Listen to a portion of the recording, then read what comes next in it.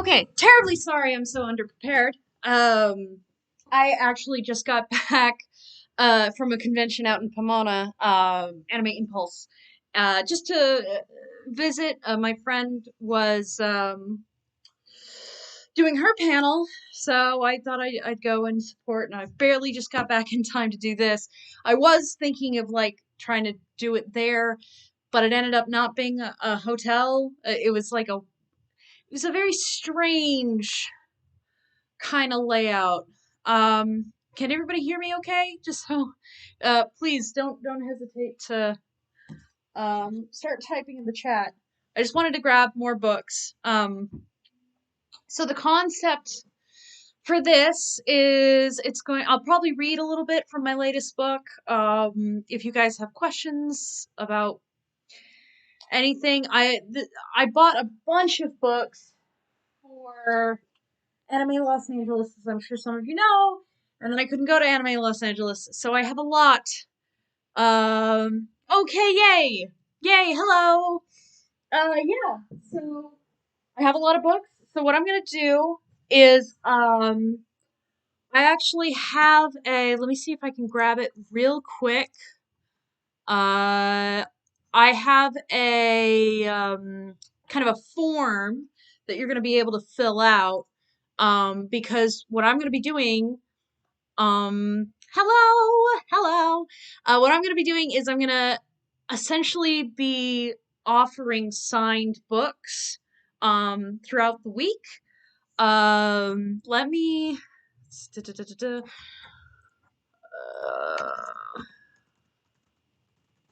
let me see if I can't post it in the chat. So basically, while I'm doing this, like I mentioned, I'm going to be reading probably from my new book. Um, but I'm also going to shorten, copy, boom. Okay, perfect. So let's see if YouTube will let me do this. Okay, cool. So, oh,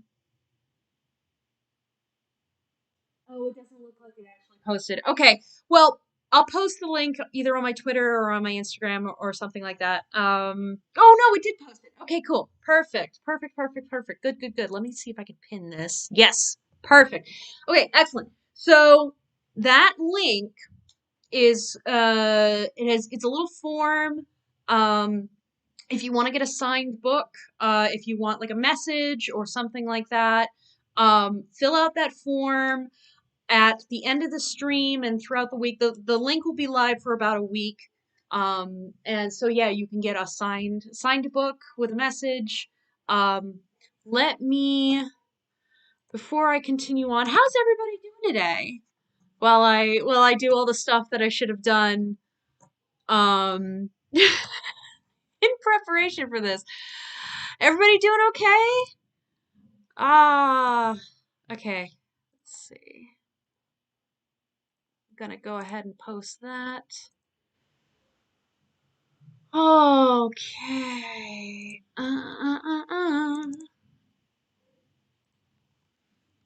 Sorry, give me 2 seconds.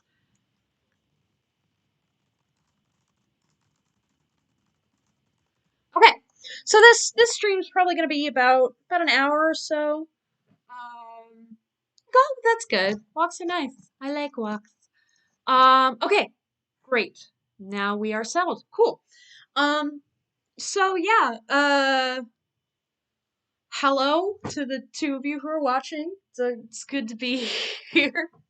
Hopefully more people will show up um as it continues. So I'm sure you know by now that let me grab it. So the rail walkers. Oh, oh, okay. Yeah, rest easy. I tell you what, like the booster shot like wrecked me. Like every time I got my shot, whether it was for vaccine or the double or the booster, I was just like dead. So just chill. This is gonna be a very chill live stream. I'll probably read a little bit as I'm sure a lot of you know. The Railwalkers is currently out on audiobook, I found out that uh some of the entries are out of order currently. So if you're gonna get the audiobook, wait until next week. I let the company know and they're gonna fix it. So that's currently out. I also have reprints of the Unscripted series, which I will eventually finish. I don't know when. But that's they're so little compared to what I write now. They're so baby. But I actually wanted to read a little bit from my newest book, Blood in the Golden Palace. Here we go. Um, yeah. Sorry to hear it. Uh, ah, Anyway, I'll stop. So I have three different genres essentially that I'm working with. I have contemporary gay romance, which is this one here. I have lesbian western assassins, which is that one. And then I have piss off E.L. James is the official genre of this book. Um I actually I don't know how well you can see the cover. I took this picture. My boyfriend and we set up the whole thing because I had something really specific for the cover in mind, and my publishing house just wasn't, meeting the standards. So we took this picture. Yay. I'm definitely going for like a specific audience with this one. Now, because this is YouTube and because this is a Let's Piss Off E.L. James book, um, there are some things I can't read on the live stream. But what I'm gonna do is I'm going to start with let's see, do I want to start with this book? So this book is a modern mobster BDSM romance that is sort of an amalgamation of taking concepts from things like 50 Shades and 365 and all those horrible, you know, problematic relationships and actually giving it a go and trying to write something genuine, I guess, and make something good. Like basically take the concept that perhaps did not work with a previous author and try to make it work in my stuff. So, I think what am I gonna read? What am I gonna read? I might as well start with the beginning. So, um, it's pretty common for a lot of these books to re-release in like different point of views. I decided to skip that step altogether, and each chapter alternates between the point of view of the male lead and the female lead. So I'm just gonna go ahead and read the first bit of the first chapter because I cannot read the second bit because this is YouTube. Um, so we are going to read chapter 1 of Blood in the Golden Palace, part 1, Angelo. A lot of factors went into what made a nightclub hot. Sometimes it was the location, other times it was the crowd. The whispers that high-ticket celebs made their weekend mistakes behind certain lobby doors made for some of the best advertising out there. And in a city like Santa Notte, without making an impression, businesses rose and died like the changing of the seasons. There were only a few ways to make your name on the list, either through miraculous reputation, dubious funding, or, as in the case of the Golden Palace, both. It also didn't hurt that it was in real prime real estate, the size of 3 moderate clubs squished together, and exquisitely beautiful. Smack dab in the middle of downtown, the Palace was a nightclub that took up nearly an entire corner block. It had 3 stories, the front facade decked out with lit Roman archways, which were detailed with gold filigree. The front door sat at an angle, facing the street corner. For some of the from some of the from some of the taller skyscrapers that surrounded it, One could peer onto the roof and observe the massive bottom-lit swimming pool and the beautiful patrons playing in the water. No matter what day of the week, there was always music, always ballets, and always a line. Once the patrons were through the front door, they'd be treated to a coat and bag check and led down a carpeted hallway into the main dance hall. The hall itself stretched wide and far, with bars and tables at either end. In the middle of the back wall was a stage for live performances and DJs.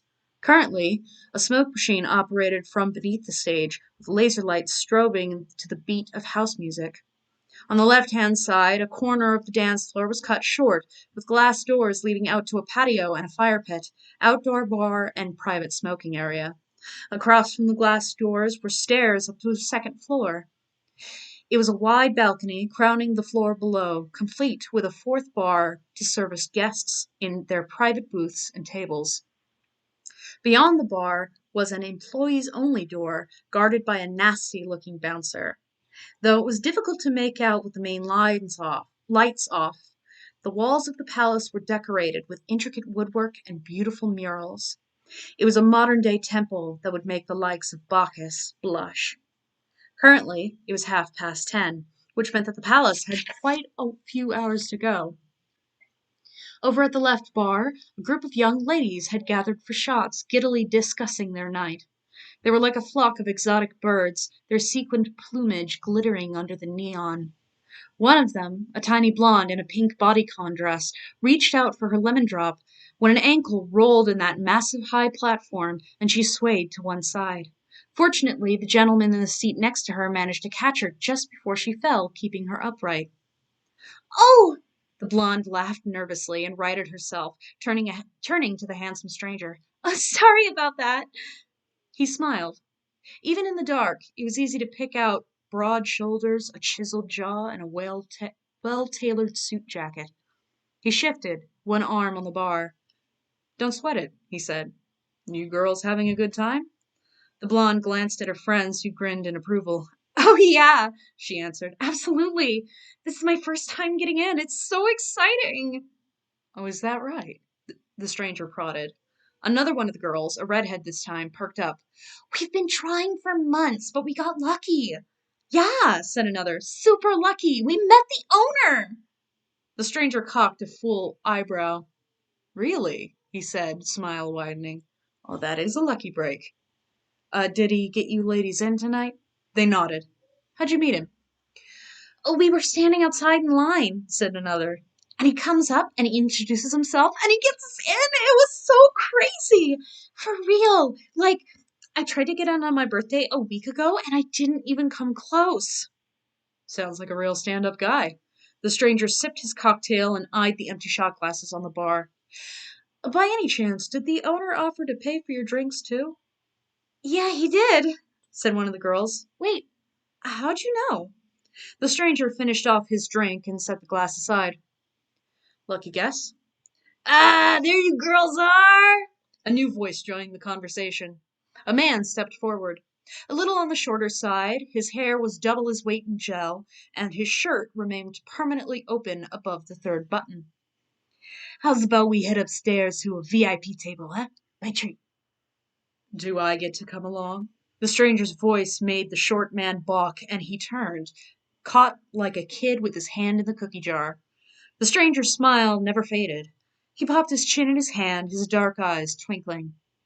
"It's a real honor to meet you, Mr. Owner." "A- Angelo! I was just, The short man laughed nervously, causing the ladies to glance at one another, confused. "Hey, buddy! I was just, um, it was I'm assuming you're still covering the tab here." The stranger, Angelo, tapped his knuckle to the top bar, indicating the shot glasses. "That tab is going to include one hell of a tip for Lori, am I right?" Yeah, of course." Who's this?" one of the girls finally asked. Their host tried waving off their suspicious looks, but it was of no use. Angelo got off of his seat and stood to his full height. He was on the lower end of 6 feet, and stood with an air about him that commanded the room. "Why don't you go dance, girls? Enjoy yourselves. The owner and I are old friends. We've got some catching up to do. Realizing that this was a dismissal and not a suggestion, the girls took one last look at their host before descending to the dance floor. Okay, Angelo, before you say anything, I know, I'm sorry, I said I wouldn't do this anymore. Ernie, I slipped up, I'm not proud of it, but you gotta admit, those girls were Ernie. Like, when else do I ever get the chance to talk up those kind of girls if I'm not? Before he could finish the sentence, Angelo held up a finger in front of Ernie's face, killing his last excuse. Ernie, relax. Angelo shook his head and waved the bartender over. Hey, Lori, close out Ernie's tab, will you? And come bring him a pen. Lori, the bartender, a small but fiery punk with spiked hair, put a hand on her hip. Oh? Ernesto said you'd be picking it up, Mr. de Rossi. I'm sure he did. A pen, please. Lori obliged, bringing them the bill and a pen. He handed both to Ernie. Remember, he said, big tip. Ernie winced. All right, jeez. Taking out his credit card, Ernie signed over his finances, and Lori went back to the till to close him out. Ernie rubbed his eyes. I can't help it, man. Girls don't look twice at me unless I got something they want. You ever tried not fucking lying, Ern? Oh, come on, Angelo. When Lori returned with the receipt, Ernie tucked his card into his back wallet and sat down with a heavy sigh. It's so easy for you. You don't know what it's like. Yeah, I guess I don't. Ernie scowled. Nice. You said it, not me. Angelo felt a buzz in his breast pocket. Ignoring Ernie's whining for now, he pulled it out and checked his messages. Pop wants me upstairs. Think you can behave yourself without a babysitter? Fuck, quit busting my balls, Jesus. With that, Angelo excused himself from the bar and headed towards the staircase. He moved through the crowd easily. Some of the regulars recognized him with a wave, while female eyes occasionally followed his smooth stride in those well-fitted slacks. He headed through the employees-only door, the bouncer closing it behind him. Immediately following, the noise from the thumping club deafened significantly. I love to write it, but I hate to read it. Hands in his pockets, Angelo made his way down the hall and up a second flight of stairs, which landed him in a completely new area. It looked more like a lavish hotel than an office of a nightclub. The music still thudded beneath their feet, but otherwise it was fairly quiet upstairs. The third floor was a fraction of the size of the rest of the palace. There was a private lounge, a poker table, yet another bar, and some luxury couches, all of which were surrounded by pieces of priceless art. While it wasn't nearly as packed as the club below them, it was plenty busy. Men in suits, ranging from basic business to flashy and colorful, sat in various areas of the lobby, smoking cigars and enjoying drinks. A beautiful young dealer handled the private poker table and the players with stacks of cash next to the chips. The waitstaff there, in fact, were all exceptionally pretty. Angela's father had made sure that they were worth being seen on the penthouse floor. Soft jazz played through the overhead speakers, inducing a calm, collected atmosphere. Angelo, over here. Angelo turned to one of the few women in the room who wasn't working. She was in her late 20s, with tight black curls, thick makeup, and jewelry worth a modest car loan. She casually smoked a cigarette, one knee over the other beneath her black cocktail dress. Pops is already inside, she said, stubbing out her smoke. What's he want? Angelo asked. Beats me, she said. Didn't really seem ready to flip a bitch, if that's what you're asking. Yeah, well. Angelo ran his hand through his inky hair. When's the last time you've seen Pops want me for something good, huh? First time for everything. The doors of the far room opened, and a man stepped into sight. He was well into his 60s, with salt and pepper hair combed back smartly. His suit was an older style, but finely made and well ironed. Despite the crow's feet around his narrow eyes, Don Luciano de Rossi had not weathered with age. If anything, it only made his features harder. Angelo, come. You want me to, Pop? The woman asked, but Luciano waved the question aside. No, Nicoletta, you stay. This is your brother's business.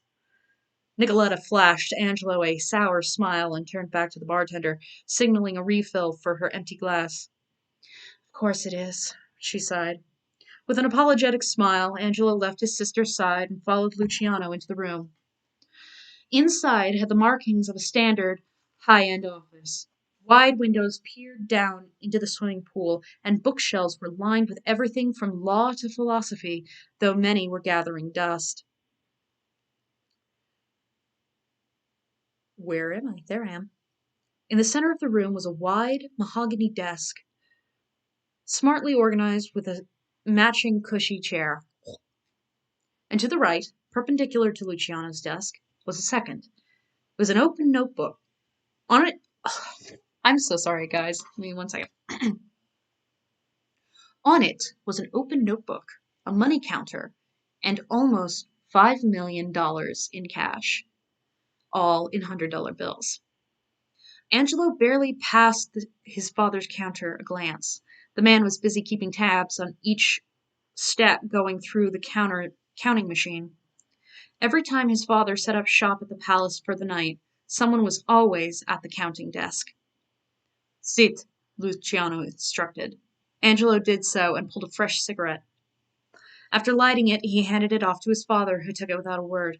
Has Gio called you yet? No, said Angelo, taking out a cigarette of his own. Why would Gio call me, Pop? He lit it and leaned back in his chair, taking a drag. Something wrong with the operation? Some bad product? What? Luciano hesitated. Turning to his counting man, he snapped. The man looked up immediately. Luciano waved him away, and with no hesitation, the man shut off the machine and left the room. Angelo sat back up, cigarette between his knuckles. His brows drew tightly. Pop? There is a rat, Luciano said. Angelo's eyes widened. A rat, he clarified. You serious? Luciano nodded. Not sure who, but one of our more secure facilities uptown was raided. More than that, Tony on 45th Street tells me that he thinks he is being followed. Do we have any ideas? No. But we are sure they are not important. The storehouse was a kept secret, yes, but not our most valuable one. As far as we know, the palace is safe. He's suddenly Russian. Luciano leaned back in his chair, taking a drag. Though I guess we have you to thank for that. Yeah, my Italian is becoming Russian, and I apologize. He's very Italian. I just am slipping into Russian so much. Where was I? Sorry, this is an absolute travesty. Angelo flashed a smile and stood, walking over to the window. So, he said, what's our plan here? I have instructed Gio to be alert. Mario and Joseph are doing the same. We are to be cautious until we find our man, or at least until he flees. You know what? We are very Italian. That's why we eat borscht and drink vodka. Okay, Italian. Thank God, Father. Italian. Hey. I'll be sure to follow suit then, said Angelo. I'll call a meeting with the staff here, see what I can find out. Luciano lingered thoughtfully before standing to his feet. He rounded to Angelo, his expression taut and serious. Angelo, he said, what has that Tumolo boy been up to lately? Served vodka at this club. Immediately, Angelo felt his defenses rise. What, you mean Ernie? He said. Pop, Ernie isn't a rat. You are sure about this? Positive. Luciano rubbed his eyes, letting his true age shine through the stone-cold veneer for just a moment. You are too soft, Angelo. I'm telling you, and if you are telling me wrong. Luciano snapped back to Angelo, anger burning in his eyes. You have always been too soft with him, always. Cleaning up after his messes, putting up your own reputation on the line. He's my friend, and this is business. Well, what about you then? Angelo shot back. How do you know that Gio hasn't been the one to pull the wool over your eyes this entire time? A flash of rage hit Luciano's face. As he spoke, that Italian drawl in in his words thickened up or Russian, depending on who's reading it.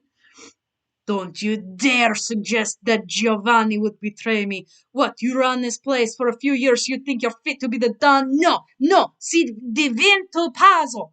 You can't speak Italian. You may not know what true brotherhood. I'm just gonna drive off a cliff, I think. Why did I want to read Luciano, who is the most Italian man who's ever Italian? You may not know what true brotherhood is, but I can stake my very life on his loyalty. All right, Christ. Angelo took another long drag of his smoke before stubbing it out on his father's ashtray. Look, would you feel better if I put my eyes on Ernie for just a little bit, just to prove that he's not our guy?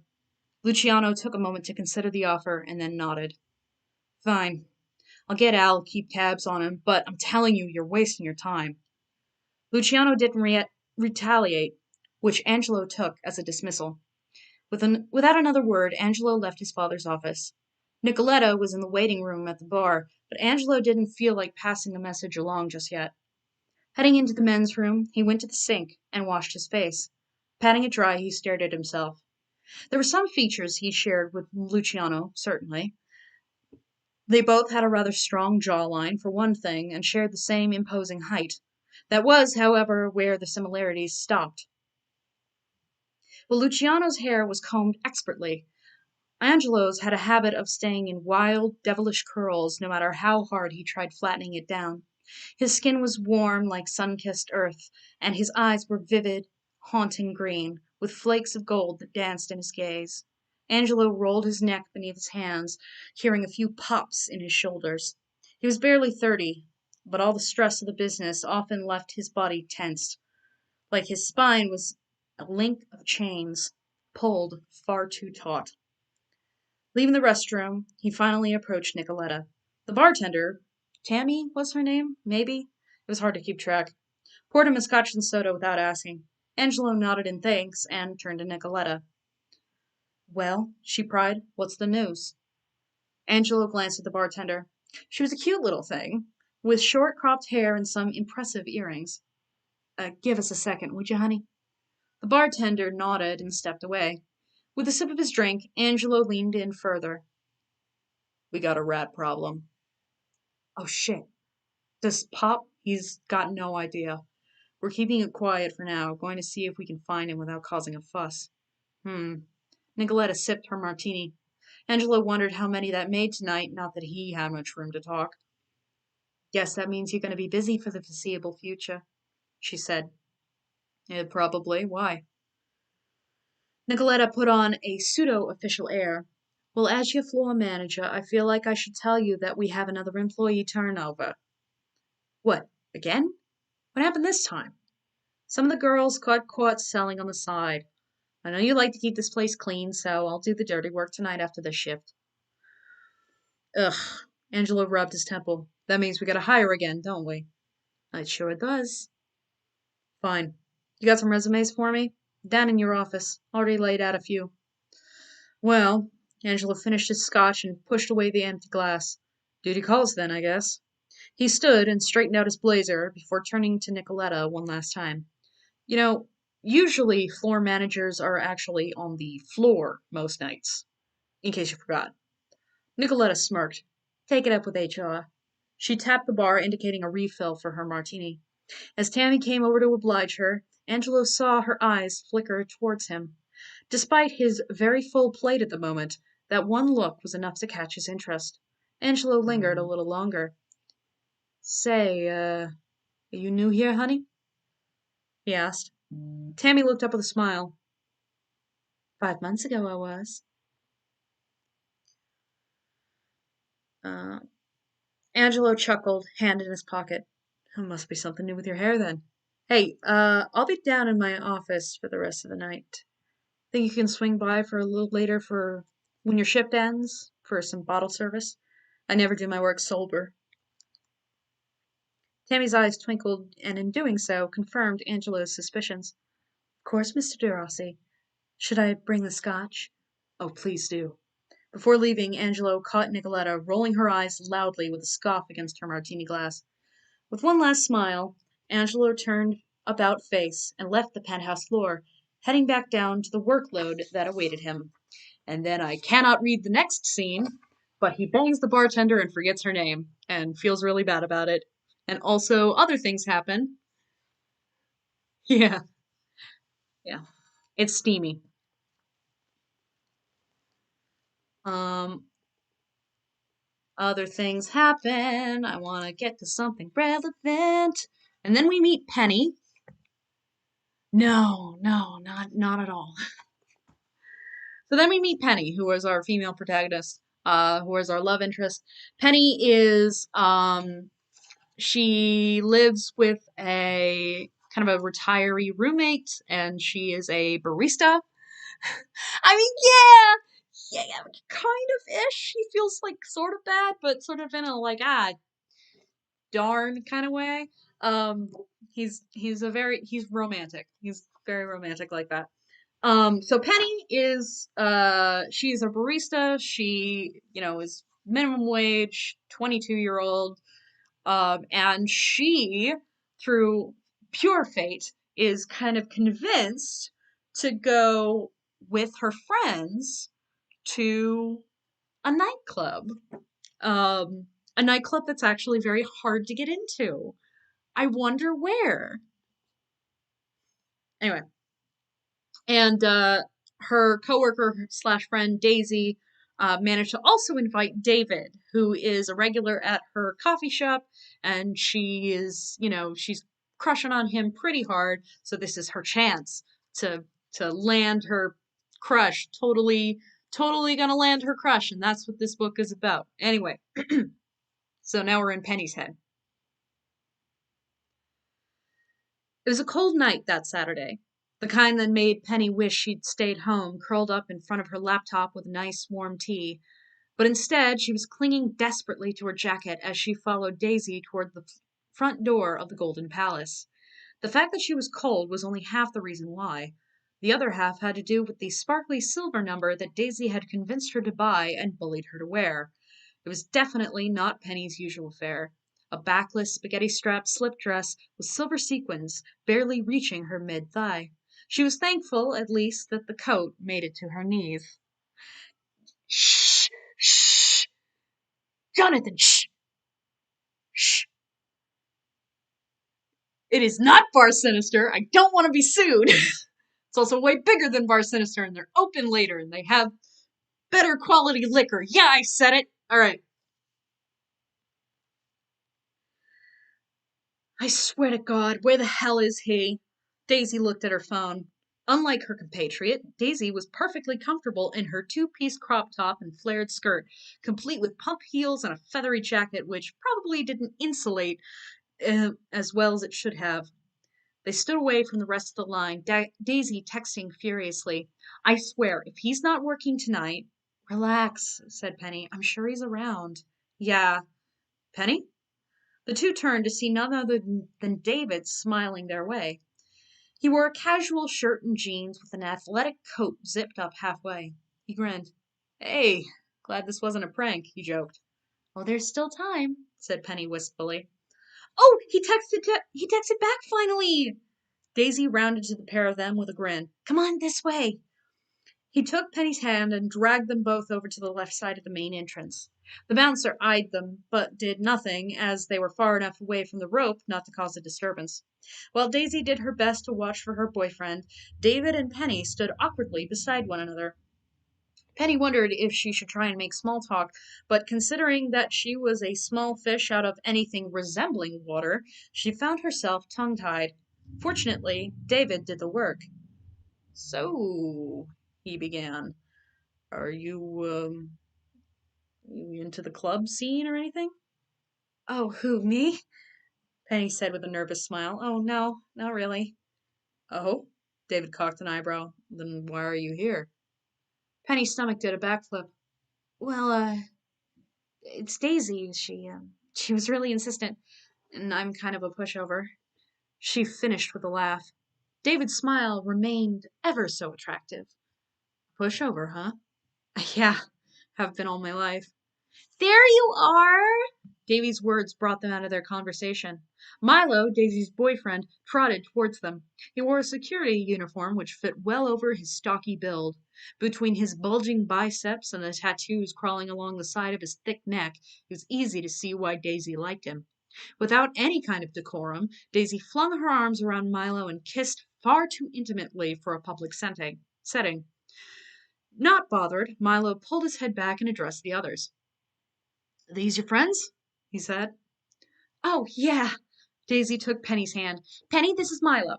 Don't worry, I told him all about you. And that's David. He's one of our regulars at the shop. Hey, David greeted politely. So how did this work? You sneak us in through the back, or what? Milo laughed. Come on, let's get you checked in. Boldly, Milo swatted Daisy's backside and walked them to the front. The bouncer let them both in, and Milo led them to the coat check. Ladies, feel free to leave your coats and bags here. Daisy removed her jacket without hesitation, though Penny only clung tighter to hers. Uh, oh, I'd rather just hang on to mine. Sorry, Milo said. You gotta check your stuff here. Why? Milo shrugged. I don't ask any questions, but rules are rules. No coat check, no entry. Well, Penny said, then I guess I can't go in. Darn, I'll just have to head back home. Penny, Daisy moaned, taking her arm. Come on, don't do this to me. We're inside. Just leave the coat, girl. Penny hesitated. What about my phone? This dress doesn't have any pockets. Just stuff it in your bra like a normal person. Daisy demonstrated, and Milo laughed, flirtatiously prodding her sides. Hey, Penny turned to David. I'll carry your phone and stuff. Don't sweat it. Are you sure? Positive. With her nerves twisting up in her gut, Penny undid the belt of her jacket and handed it off, making sure to keep her wallet and phone in hand. She tried to ignore Daisy's grin as she took her number and shoved it into her billfold. Hot damn, girl, Daisy teased. You look even better under all the lights. Penny smiled awkwardly, keeping her arms folded in front of her. Heart palpitating, she glanced over at David. His eyes hadn't left her, and he smiled. Wow, he said, eyeing her up and down. Penny felt particularly naked with all the attention. David shook his head and held out his hand. Here. Penny handed over her things, trying not to look too embarrassed. David shoved the phone wallet into his jean pocket. You look awesome, Penny, seriously. I told you, Daisy sang. She whipped around to Milo and took his arm. Now let's get started. I'm dying for a drink. With that, the four of them headed to the floor, and Penny looked around. Occasionally, she'd catch a glimpse of detail in the walls or high ceiling. It certainly lived up to its legacy. Hell, even the name Palace was apt. This place was huge. Daisy immediately dove for one of the bars, and Milo opened up a tab for the four of them. Penny didn't envy the credit card bill he'd get after tonight. They started with a few shots and migrated to the cocktails. Penny resolved to nurse her singular vodka cranberry for the rest of the night, but eventually Milo had to go back to working, and Daisy insisted that Penny dance with her. Leaving David to watch the drinks, Penny and Daisy gyrated into the crowd, eventually finding a pocket of air to dance in. Now, Penny never considered herself a dancer, but from the look of the rest of the crowd, she didn't exactly have stiff competition. Mainly due to the sheer volume of alcohol that left the bars at any given time. The night went smoothly after that. Despite the palace not really being her speed, Daisy's enthusiasm eventually made the night worth it. Not to mention the fact that David was there, and very much in the mood to keep Penny engaged. Once Milo went on to his next break, David and Penny found a quiet-ish spot on the couches to chat while their hosts went off to grind on each other. Are you having fun? David asked, leaning in a bit so Penny could hear. Surprisingly, Penny answered. She stirred the very much melted ice at the bottom of her empty glass. My feet really hurt, though. I think I want to relax for a little bit. You know, there's supposed to be a pool on the roof, David said. You want to go see?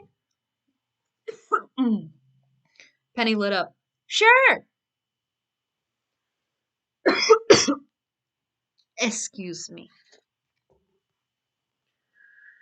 Maybe she could even dunk her feet in the water to help soothe them. Though it's January. Are people seriously out in the cold at this time of year? There's supposed to be these super powerful heaters set up everywhere, David explained. I overheard somebody talking about it. He paused, noticing her empty glass. With a smile, he stood and motioned her to follow. Why don't we get you a new drink? He placed his hand on the small of her back, and Penny's gut twisted. She wasn't sure if it was a good twist or a bad twist, but it was definitely a twist of some kind. After a quick stroll to the bar, David realized how difficult it was going to be to worm through the crowd for a new drink. He looked around and spotted an open mic at the other end. He turned. Spotted an opening at the other end. I don't know where I got Mike. Spotted an opening at the other end. He turned to her. Hey, chill out here for a second. I'll be back. Penny nodded and watched David brave the crowd to try and catch the bartender's attention. Penny fiddled with her empty glass and vaguely wondered why she didn't ask for her phone while she waited. It really didn't cross her mind until just now. She supposed she could walk over and ask for it, but something about that seemed weirdly embarrassing. Maybe she figured that the less movement she made, the less likely she'd attract attention in that shiny silver dress. Penny sighed and leaned up against the banner. Hopefully the pool deck would be less crowded.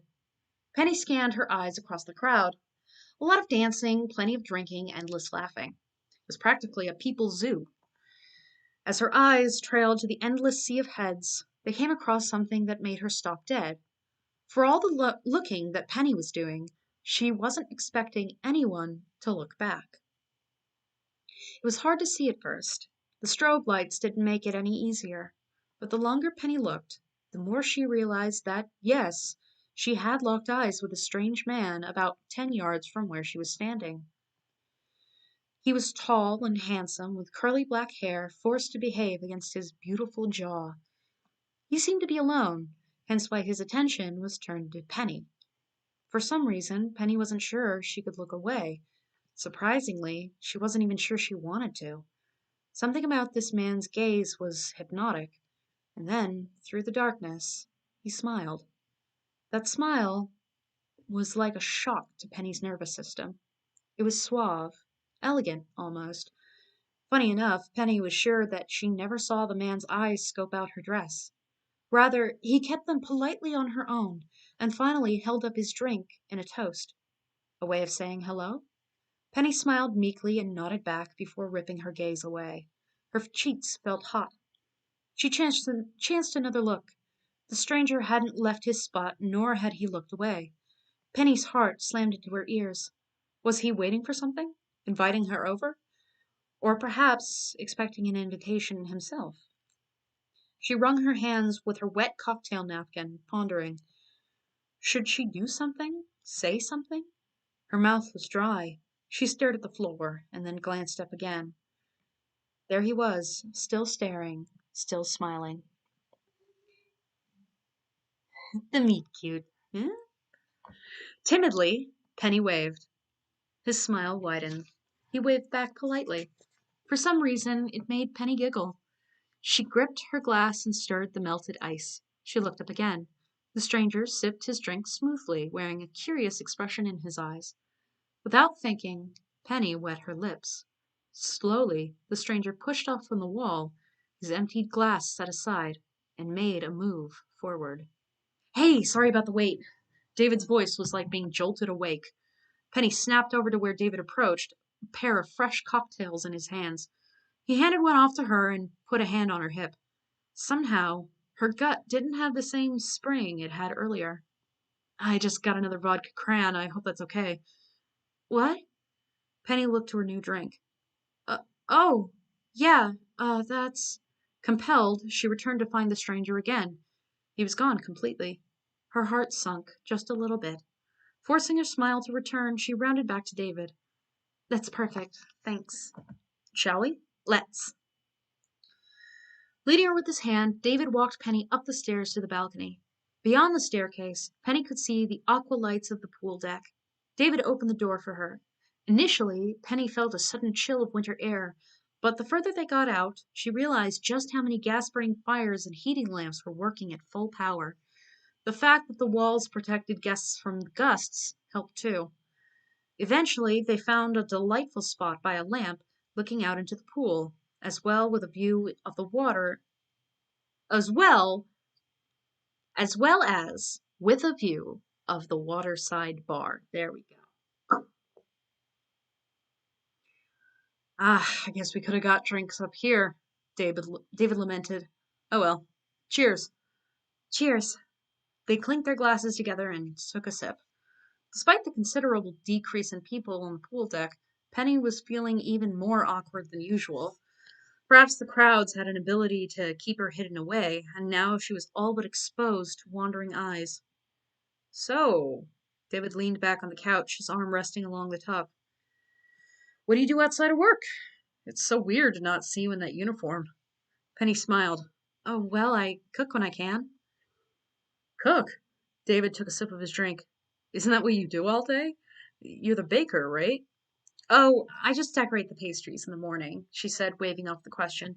I don't actually get to make anything, just frost stuff.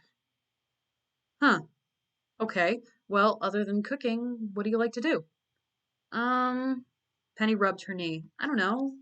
Read, I guess? I'm sorry, I'm boring. David pushed himself to sit up straighter and smiled. It's cool. I like boring girls. Penny was sure that he meant it as a compliment, but something about the way he said it made Penny's smile dwindle just a bit. What do you like to read? Penny stared at her drink. Books? Oh, yeah? Penny didn't realize at first, with David's arm still behind her, but his fingers were starting to make her way up her arm. She froze as she felt him rub up and down her skirt with his nails. What kind of books? Uh, um. Penny looked over another drink. I'm sorry, I can't read all of a sudden. Penny took another drink of her cocktail, nearly downing it in one gulp. I I haven't read anything in a while, but I like romance books. Romance. Uh huh. David polished off his drink and set his glass aside. Oh my god, yeah, I absolutely should have written him with like an IPA or something. You ever heard of the Joe Rogan experience? Anyway. um David polished off his drink and set the glass aside. Leaning back into the couch, he boldly laid his hands on Penny's far elbow, effectively encasing her from behind. Penny's anxiety was starting to overshadow her good mood. Romance. So, you like to cook, you're a homebody, and you love reading romance novels. His hand slid down to her hip, his fingers gently scrunching up Penny's dress. Penny's heart was thumping in her throat. You're like the perfect little housewife, huh? I. Again, something about David's tone felt insulting. I don't know. Don't you have to, be a wife for that? Maybe. David pushed himself forward, leaning his elbow on one knee. That hand went further down Penny's leg. She was acutely aware of how close his fingertips were to the hem of her dress. That's real cute. Not too many girls are into stuff like that these days. Penny, pushing aside her discomfort, tried to laugh off his comment. Oh, I don't know, she said nervously. I know a few who are into that kind of stuff. I guess I've never met any. David raised his hand and brushed a bit of her hair off her shoulder. Penny tried not to flinch. You good? Yeah, I'm fine, she insisted. It's just cold. Her words trailed off as she noticed a dark man standing by the poolside bar. It was the stranger from earlier, no doubt about it. Although, rather than watching her, he was deep in conversation with the bartender. It didn't look like he was getting a drink either. It looked official, like he was doing business. It is a little chilly, said David, bringing her out of her daze. Here, scooch in. Without waiting for permission, David wrapped an arm around Penny, bringing her close to him. Penny went stiff without thinking and tried desperately to look anywhere but at David. In her head, she couldn't understand why she was suddenly so anxious. Her crush on David was no mystery, after all. Why wasn't she feeling fireworks that she always thought that she'd feel in this kind of situation? Anybody Anybody ever tell you how pretty you are? Penny's knees knocked together. She clenched her thighs to keep them still. I, not recently, or I don't know. I guess I. David chuckled. He ran his fingers through Penny's hair. Penny tried laughing it off. Hey, um, we're kind of in public. So?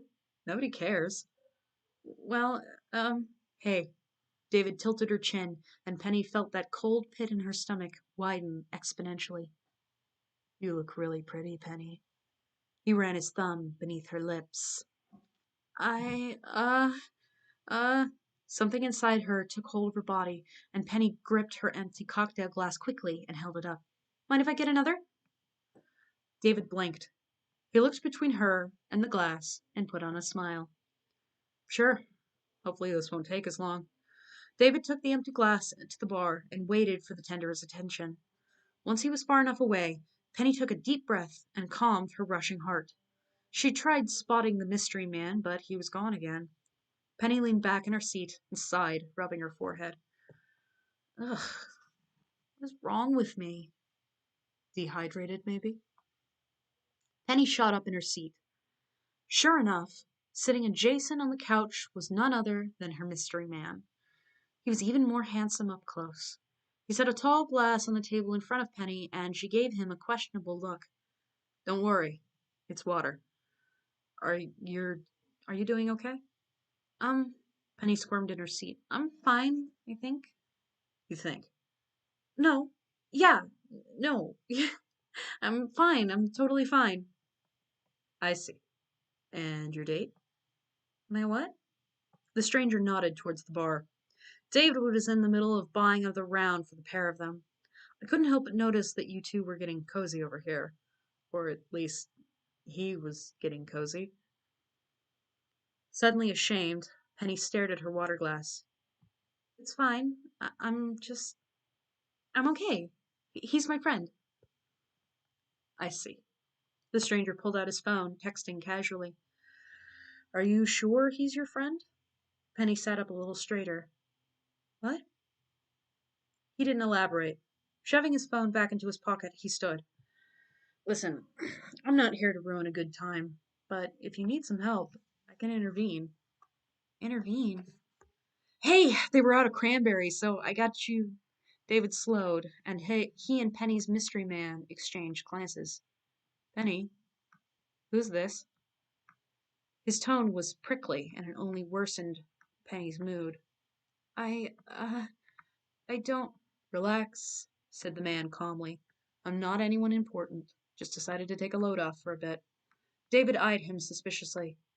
Okay, sure. He watched as the stranger turned to leave. However, before he did, he seemed to remember something and turned back to Penny. You know, said the stranger, if this is your first time here, you should order an angel shot. Something in his eyes told Penny more than his words did, and she quickly pieced it all together. It's a real lifesaver. Night. Helping himself to a cigarette, the mystery man wandered away, leaving Penny in a state of awe. David glared at the stranger as the stranger headed back to the bar. Creep, he said, probably trying to make moves on you. He didn't touch you, did he? And Penny forced a smile. No, he didn't do anything, promise. Okay. David handed her another vodka and she took a sip. The hell was that angel shot thing he was talking about? I didn't see it on the menu. Maybe it's a special item. Maybe. David took a sip of his drink and set it aside, immediately assuming his previous position of cupping Penny's body with his arm. Penny instantly regretted the mystery man taking his leave. Whatever. Weirdos are weirdos. Something odd stuck out in Penny's brain. Why would a guy have to be weird to make a move on me? David looked as though he'd slipped on a banana peel. Wait, no, that's not. He laughed suddenly and, with another drink, leaned uncomfortably close to Penny. Come on, don't be dumb. In his closeness, more and more details revealed themselves along his face. Penny never noticed the acne on his chin, or his crooked teeth, or the weird size of his ears before now. Even his smile looked creepy at a distance. His fingers found her thigh, and he walked them back up to the bottom of her dress. Penny's mind was whirling a mile a minute. Before she could open her mouth to protest, David was on top of her. He kissed her roughly, and she could feel his tongue fighting its way into her mouth. Penny wasn't sure what to do, and felt her body freeze over. David's hand ran up her thigh, skirting just beneath her dress. An overwhelming nausea hit her, and fortunately, she had just enough strength to pull away. I need to use the bathroom. The excuse was out of her mouth before she had a chance to process it. David clearly seemed disappointed, but released her nonetheless. She put on a fake smile and assuring him she'd be right back, hurried her way inside. When she was back within the walls of the Golden Palace, she looked around. There was no sight of the stranger, nor were there any signs of Daisy or Milo. However, what she did find was a small bar just to the right of the glass doors. Glancing behind her, she hurried to the far side to make sure that David couldn't see her. Nervously, she approached the bartender behind the counter. She was young and short, with tattoos and piercings everywhere. As Penny approached, she flashed her a sweet smile. "Hey there, hun," she greeted. "What can I get you?" Um, I can I have an angel shot? A flash of understanding hit the bartender's eyes. "Sure, honey. Where's your date?" Penny's throat was dry, but she pressed on. "Outside by the pool." The bartender nodded.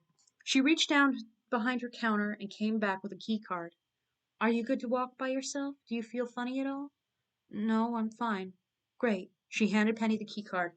"Head downstairs. Go to the mini bar on the south side of the dance floor. It's the bar with all the plants. There's a door to the right. If anyone stops you, you're getting an angel shot.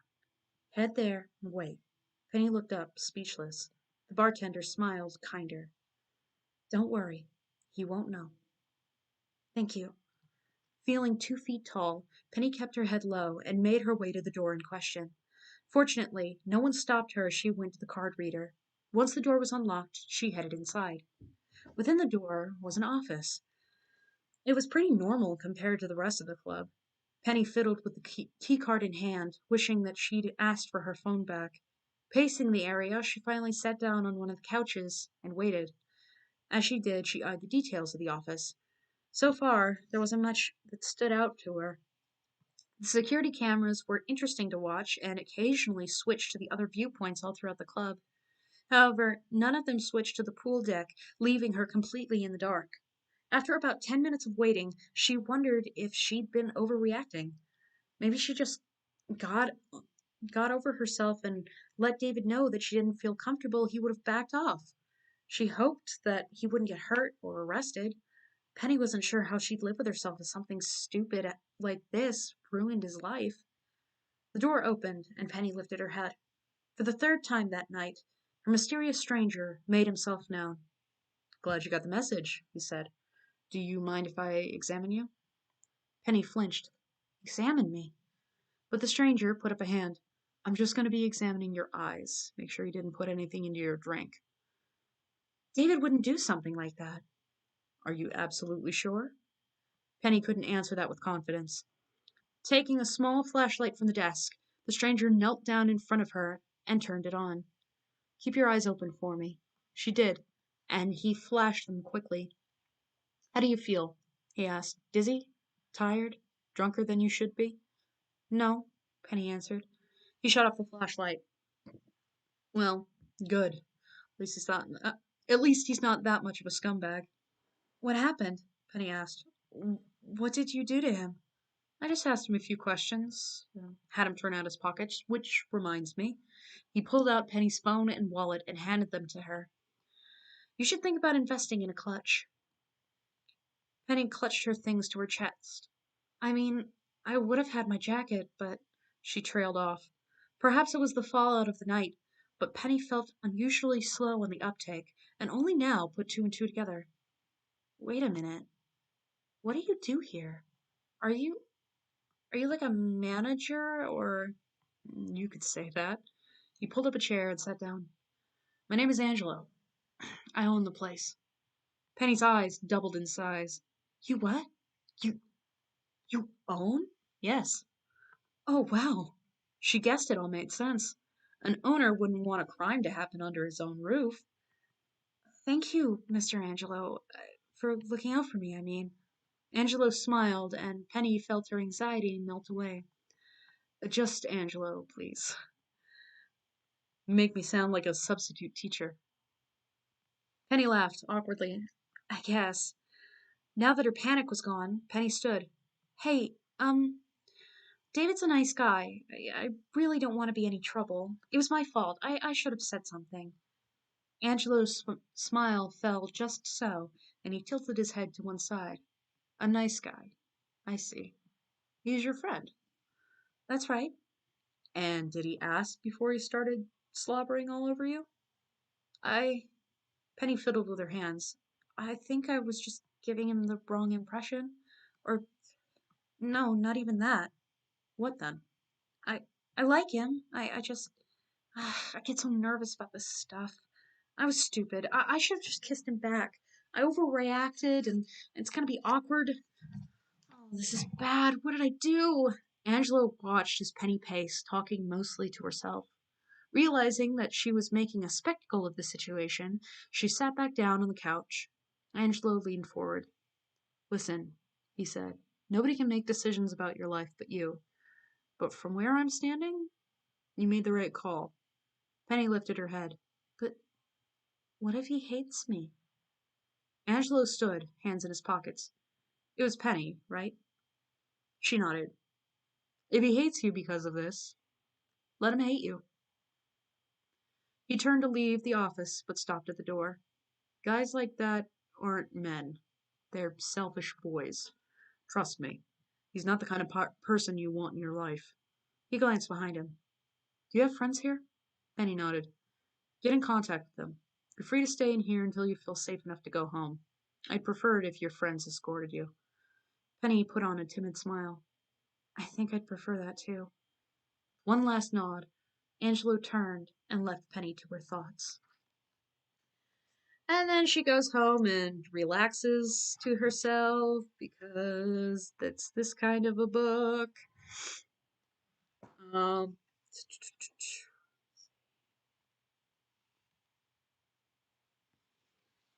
yeah, this was fun to write. It's definitely not what I usually write. It's a little more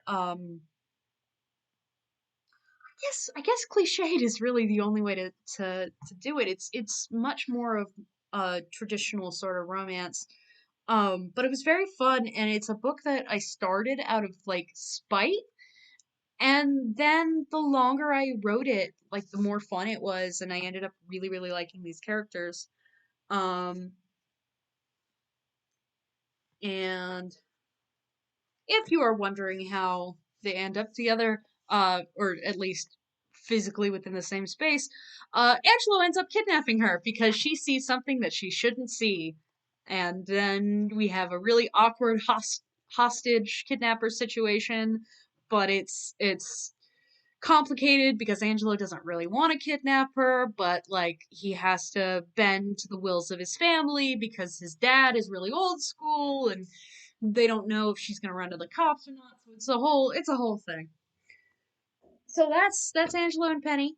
I love them both. They're both very dumb. I dig them. Um, it's